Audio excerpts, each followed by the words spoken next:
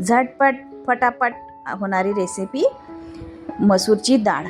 आहा हा, एका उकडीत होऊन जाते आणि टेस्ट पण खूप छान येते.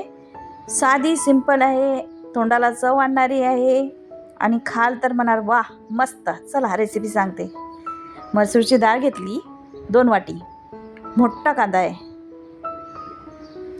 आलं आणि लसूण, बस हेच महत्त्वाच्या गोष्टी आहेत. बारीक चिरून घ्यायचा कांदा. कढई गॅसवर ठेवायची. गरम झाल्यावर आपण त्याच्यात तेल टाकूयात 2 चमचे. तुम्हाला जास्त हवं असेल तर जास्त पण टाकू शकता, कारण टेस्ट छान येते. मोहरी टाकायची. ती तडतडली की आपल्याला आलं, लसूण आणि जिरे हे ठेसून घ्यायचं आणि ते टाकायचं. बरं का, ठेसून घ्यायचं, कारण जी ठेसण्याला जी चव लागते ना ती कशालाच लागत नाही. आणि बारीक कांदा आणि कढीपत्ता एवढंच टाकायचं बरं का. आणि हे छान होऊ द्यायचं गोल्डन कलर येईपर्यंत.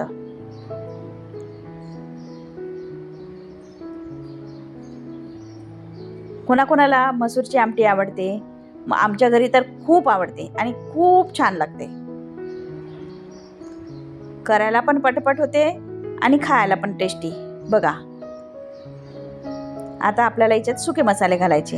1 धने पावडर, तिखट, हळद आणि हिंग, बस. बाकी काहीच टाकायचं काम नाही.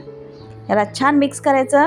आता जे आलं ठेसलं होतं त्याच्यामध्ये थोडंसं पाणी घेतलं मी आणि ते पाणी टाकलं, मसाले जळायला नको म्हणून. आता मी आहे ना मागच्या गॅसवर गरम पाणी करायला ठेवलं आहे.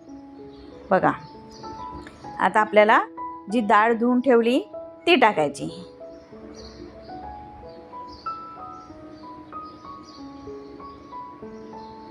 ती छान मिक्स करायची आणि गरम पाणी टाकायचं.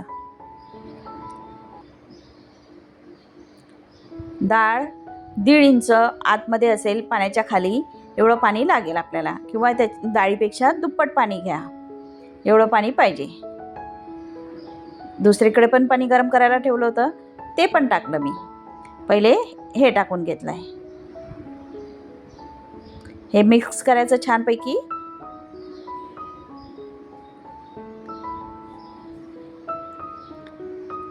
आता आपल्याला मीठ टाकायचं आहे.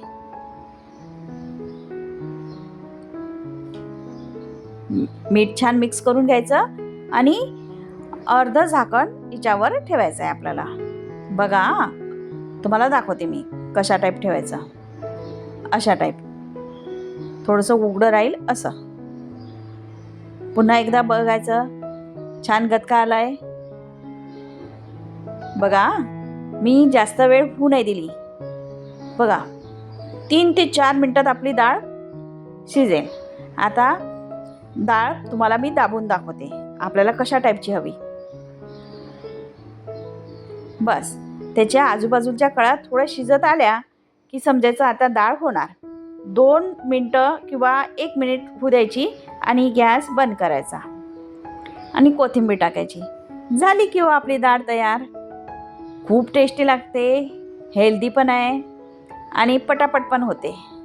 काहीच वेळ लागत नाही. चला तर मग या खायला.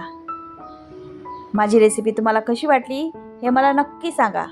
लाईक करा, शेअर करा, कमेंट करा आणि हां, नवीन असाल तर सबस्क्राईब करायला विसरू नका बरं का. बघा, चलो बाय.